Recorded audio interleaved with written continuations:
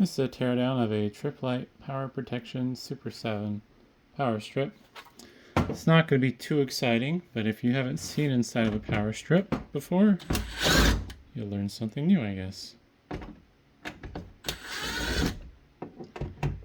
And for the most part, they're probably going to be about the same or similar. Some of the cheaper power strips are snapped together instead of screwed together. And some of the more expensive power strips use the same type of outlets you see in your wall. But ones like this, it's just pressed in brass fittings, or strips I guess you'd say. And those brass strips have locator pins that they sit on. And basically, that's what you're plugging into. So you're not plugging into an outlet as much as it's just a bunch of random brass strips. Oh my. And apparently this one was charring or something. Let's see about getting that PCB out. That's gonna be a problem. So the PCB was, or no, I'm gonna make that, change that. The switch was put in first, and then the PCB was soldered into place. But there's a bunch of charring over here, so either something burned up, or something on this board blew up. I'm not sure if I'm going to be able to get that out though easily. I think what I'm going to have to do is put on my safety glasses and get destructive. This plastic might not be as brittle as I thought it would be. I'm going to just slowly work at it. Definitely has a bad smell to it. I'm not even sure why this was in my recycling bin. Might have already came to a cord cut off for all I know. I don't keep track of half these things. Certain things I remember where they came from, but something like this I just don't care.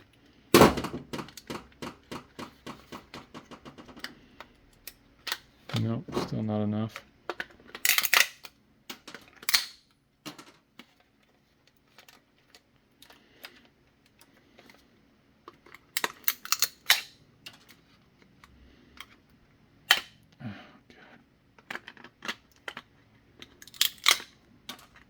Need some side cutters or needle nose pliers.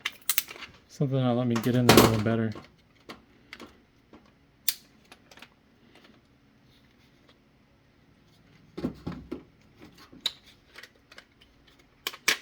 There we go.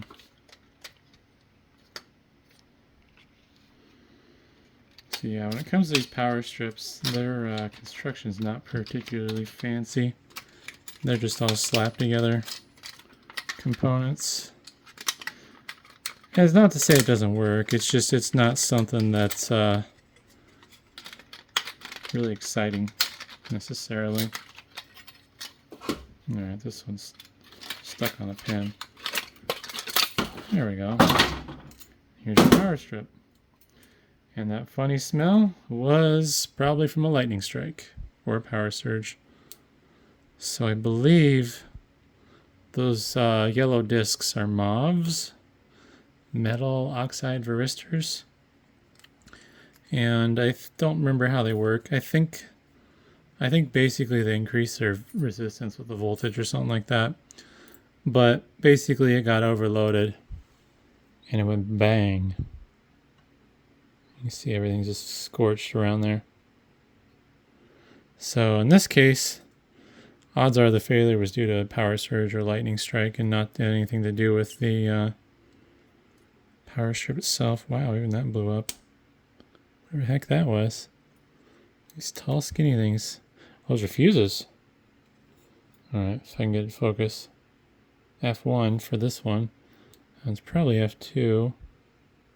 Let me check them out. Yeah, F2. Wow, I've never seen that before. Alright, I need more light. So that little black rectangle was a fuse, but it went bang. And then on the other side,